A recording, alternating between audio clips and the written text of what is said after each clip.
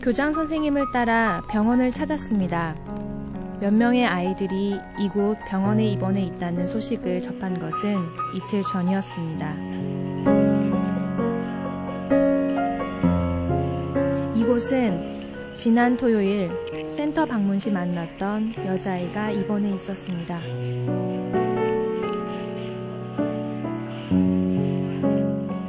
걷지 못해 벽을 짚고 걸어야 했던 아이는 결국 병원에 입원했던 것입니다.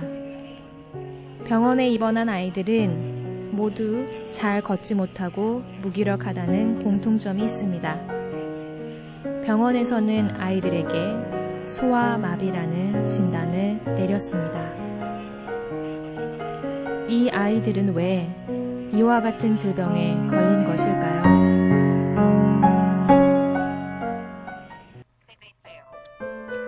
미얀마 북부에 위치한 카친주. 양쪽으로 인도와 중국을 접하고 있는 산악지대. 이곳은 내전으로 인해 민간인들에게도 피해가 심한 곳입니다. 많은 사람들이 살던 터전을 버리고 떠나야 하는 상황입니다. 그렇지 않으면 전쟁의 총성 속에서 움막에 숨어 끔찍한 배고픔을 참아내야 합니다. 전쟁 중 공포는 단순히 배고픔에 대한 것뿐만이 아닙니다. 일찍 소년병이 되어 전쟁의 참혹함을 경험해야 합니다. 소녀들은 성폭력의 피해자가 되기도 합니다.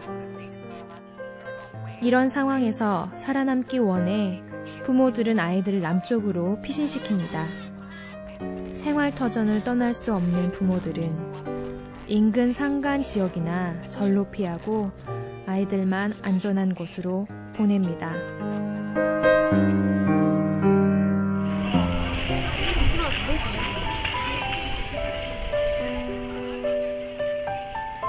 새학기가 시작된 지난 6월 30여 명의 아이들이 연고도 없이 소문을 따라 글로브로프가 지원하는 다운 에듀케이션 센터에 찾아왔습니다.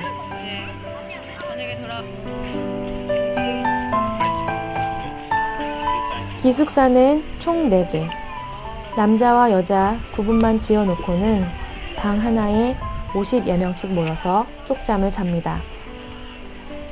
침대도 사물함도 없이 잿빛 천장만을 바라보며 그래도 내일의 희망을 꿈꾸는 우리 아이들.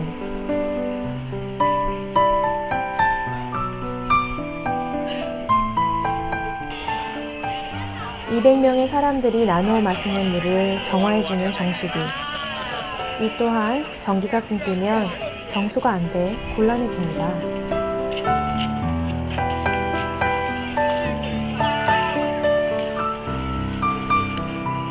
매일 아침 아이들은 화장실 때문에 한바탕 소동을 벌입니다.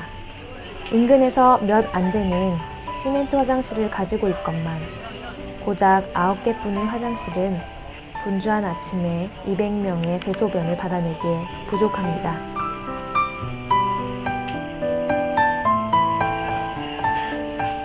학교가 끝나고 나면 아이들은 기숙사로 돌아와 방과 후 수업을 하고 저녁 식사를 합니다. 오늘의 저녁은 찐밥과 나물. 식탁도 없이 도란도란 모여 앉아 허기진 배를 채웁니다.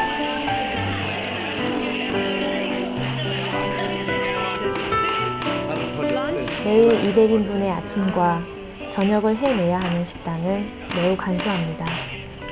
밥솥과 국수, 그리고 조리대. 아이들의 수가 늘어나기 전에는 그래도 영양에 신경을 쓸 수 있었지만 지금은 질보다 양을 걱정해야 합니다. 부족한 영양으로 아이들의 면역력 체계는 무너져 있습니다. 쉽게 배탈이나 설사, 구토 증상을 보이고 있고 최근에는 피부병이 돌아서 작은 체구를 가진 아이들의 몸 위에 검은 딱지들이 앉아 있습니다.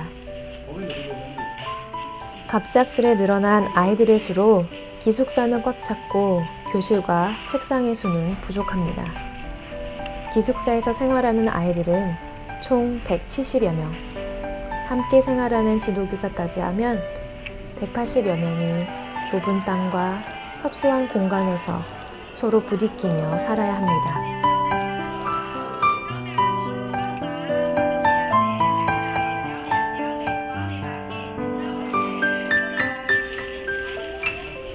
아이들이 정말로 필요한 것은 무엇일까요? 그것이 궁금한 나머지 선생님들을 모두 밖으로 내보낸 후 아이들의 목소리를 들어보았습니다. 보수적인 교육 환경에서 자란 아이들은 처음에 자신들의 의견을 내는 것을 주저하였습니다. 한참을 설득한 후에야 몇 가지 어려움을 두를 수 있었지요. 공간 부족으로 인한 불편, 목욕과 화장실 시설의 열악, 부족한 음식, 건강의 문제 등 다양한 어려움들을 이야기해 주었습니다.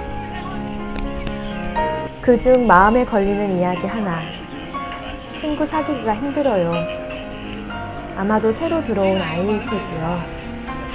먼 지방에서 온 아이들은 남쪽 음식에 적응하기 힘들어한다는 교사의 조언을 미리 들었던 터라 부족어나 지방어를 쓰는 아이들은 남쪽의 다른 문화 속에서 친구 사귀기가 얼마나 힘들었을까요? 부모님을 떠나 지내야 하는 서러움도 있을 텐데 마음을 나눌 수 있는 친구가 없다는 것이 어찌나 마음을 아프게 했는지 모릅니다.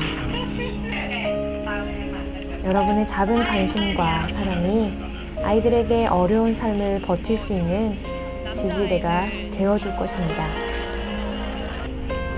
사단법인 글로벌 호프는 미얀마의 70%라는 캠페인을 통해 부모를 떠나 기숙학교 생활을 할 수밖에 없는 미얀마 교육 환경을 대중에게 알리고 보다 나은 삶을 살 수 있도록 돕기 위해 후원 신청을 받고 있습니다.